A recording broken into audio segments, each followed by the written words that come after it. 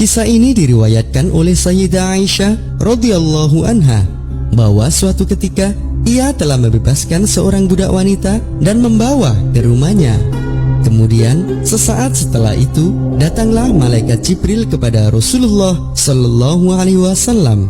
Malaikat Jibril membawakan perintah agar Rasulullah sallallahu alaihi wasallam mengeluarkan budak wanita itu dari rumahnya karena budak wanita itu telah menjadi golongan dari orang-orang yang ahli neraka. Kemudian perintah itu Rasulullah sallallahu alaihi wasallam sampaikan kepada Sayyidah Aisyah radhiyallahu anha. Dan dengan perasaan iba, Sayyidah Aisyah radhiyallahu anha rela melepas kepergian sang budak wanita itu. Tak ketinggalan, Sayyidah Aisyah radhiyallahu anha juga membekali beberapa kurma untuk bekal perjalanannya. Di tengah-tengah perjalanan, sang budak wanita itu pun mulai merasa lelah. Aku benar-benar payah dan lapar. Aku sudah tidak berdaya lagi. Oh ya, aku tadi dibekali kurma oleh istri Rasulullah sallallahu alaihi wasallam yang baik hati itu. Bismillahirrahmanirrahim. Tolong berikan aku sedekah. Aku lapar sekali. Bagaimana ya? Sebenarnya aku juga lapar sekali, tapi kasihan juga melihatnya. Silahkan. Kebetulan ini ada sisa kurma yang aku makan. Benarkah nak, kamu ikhlas? Iya, saya sudah makan kok sebagian. Silahkan diterima ya. Alhamdulillah. Terima kasih nak. Semoga Allah merahmatimu. Tak lama kemudian, Jibril kembali mendatangi Rasulullah sallallahu alaihi wasallam dan mengabarkan bahwa keikhlasan sedekah kurma yang dikeluarkan oleh budak wanita itu telah membuatnya dirahmati oleh Allah. Sehingga Jibril membawakan perintah agar Rasulullah sallallahu alaihi wasallam kembali membawa budak wanita tersebut ke rumahnya karena budak wanita itu kini telah menjadi golongan dari orang-orang yang ahli surga. Demikian di antaranya pesannya Nabi kepada kalian, saya akan berangkat duluan menunggu kalian di Telaga Kautsar. Saya akan menunggu kalian. Dengarkan, saya akan setia menunggu kalian, dan saya akan banyak memiliki umat di hari kiamat. Dari paling banyaknya Nabi memiliki umat adalah Nabi Muhammad sallallahu alaihi wasallam. Saya tunggu kalian di Telaga Kautsar. Jangan kalian hitamkan wajahku, artinya jangan permalukan aku dengan buruknya kelakuan kalian. Jangan permalukan aku di depan Nabi Musa, di depan Nabi Ibrahim, di depan Nabi Isa, di depan abahku Nabi Adam. Dan jangan dipermalukan aku dengan kelakuan kalian. Allah sudah memanjakan aku, memanjakan kalian dengan ampunannya, dengan rahmatnya dibanding umat-umat yang lain. Aku tunggu kalian di Telaga Kautsar, dan jangan permalukan aku di depan umat yang lain. Jangan hitamkan wajahku dengan maksiat kalian, dengan syahwat kalian, dengan dosa-dosa kalian. Tidak mau taubat kalian sampai umur kapan? Rasulullah siap menunggu kalian dan memberi syafaat. Syafaati li ahlil kabair min ummati. Syafaatku untuk orang yang berbuat dosa dari umatku. Hei, yang pendosa, yang suka melakukan dosa besar, yang zina, yang judi, yang merampok, yang membunuh, dengarkan pengumuman Nabi Muhammad. Syafaati li ahlil kabair. Pertolonganku untuk orang yang berbuat dosa di hari kiamat. Pertolonganku untuk orang yang berbuat dosa dari umatku. Kalian juga diperhatikan oleh Rasulullah. Masa kalian tidak cinta? Masa kalian tidak kasih dan sayang kepada Rasulullah? Masa kalian tidak mau mengorbankan dari umur kalian untuk cinta di akhir-akhir hidup ini kepada Rasulullah sallallahu alaihi wasallam? Kalau sudah ada bisikan syaitan untuk menonton sesuatu yang tidak baik, untuk mendengarkan sesuatu yang tidak baik, atau melakukan kemaksiatan, alihkan kepada perbuatan yang baik. Tonton tetap, tapi tonton ceramah. Langsung lawan, dan gampang. Kalau ada orang yang mengatakan syaitan itu kuat, dusta, syaitan lemah, Allah mengatakan inna kaida syaitani kana dha'ifa. Syaitan lemah.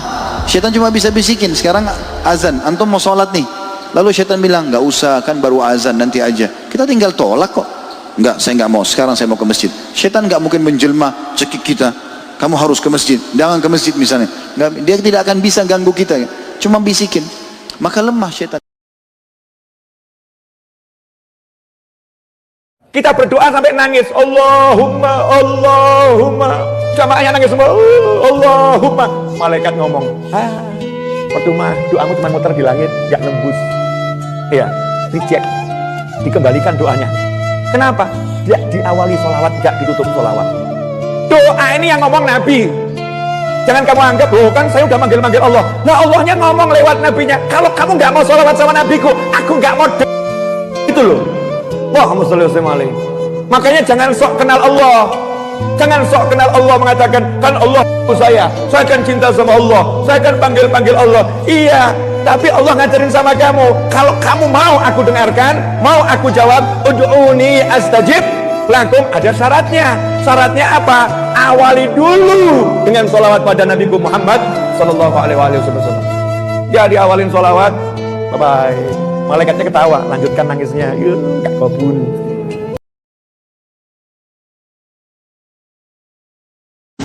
Sejak tadi saya posting salawat 1000 kali.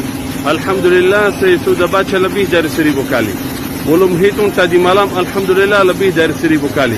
InsyaAllah sebentar lagi naik pesawat 1 jam lebih, InsyaAllah saya baca salawat lebih dari 1000 kali. Alhamdulillah. Kenapa saya sampaikan? Agar kalian memotivasi, agar kalian tahu itu bukan orang hebat yang baca ribuan. Gampang, lagi di jalan baca salawat, di rumah baca salawat, di kantor baca salawat, di motor baca salawat, khususnya di hari Jumat dan malam Jumat terus baca salawat. Orang yang hebat yang setiap hari baca rutin 1000 kali salawat. Allahumma salli ala Sayyidina Muhammad.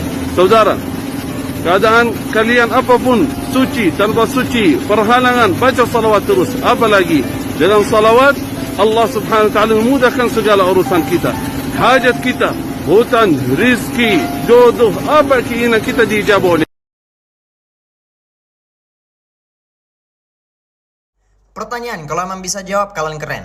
Ada 2 orang. Orang pertama adalah seorang ahli ibadah. Sholat tahajudnya bener-bener gak pernah bolong, 200 rakaat bahkan kalau bisa. Sholat duhanya itu 12 rakaat. Sholat rawatibnya full dia kerjakan semuanya. Zikir dari pagi sampai malam non-stop. Literally bener-bener non-stop. Sama sekali gak ada berhenti-hentinya. Dia berhenti cuma buat beraktivitas doang. Lebih daripada itu, orang kedua adalah orang yang berminimum bahasanya. Dia adalah mengerjakan ibadah ya yang wajib-wajibnya doang yang dia gak bakalan tinggalkan. Yang haram-haramnya dia berusaha meninggalkannya.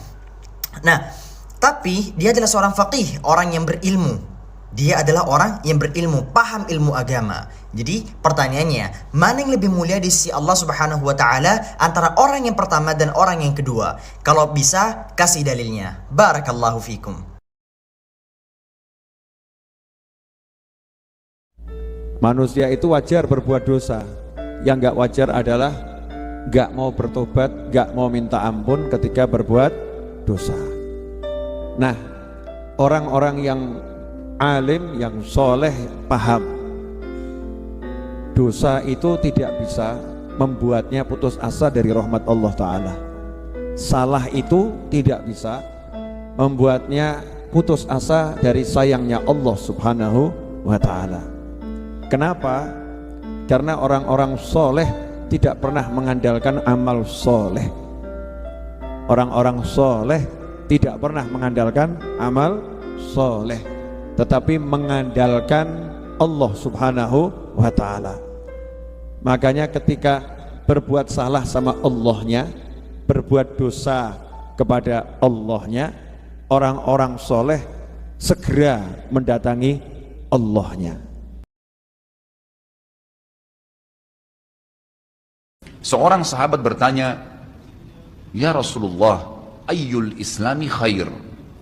Perbuatan apa dalam Islam yang khair? Khair ini yang baik sekali, pahalanya besar sekali, selain yang wajib, yang sunnah-sunnah aja nih. Nabi SAW tidak mengatakan perbanyaklah sholat sunnah. Kenapa? Sholat sunnah secara individual. Puasa sunnah, zikir, ngaji, bukan. Karena orang ini mengatakan khair artinya yang banyak sekali pahalanya, banyak sekali manfaatnya dan ringan, sunnah. Berarti orang lain bisa merasakan. Apa jawaban Nabi SAW?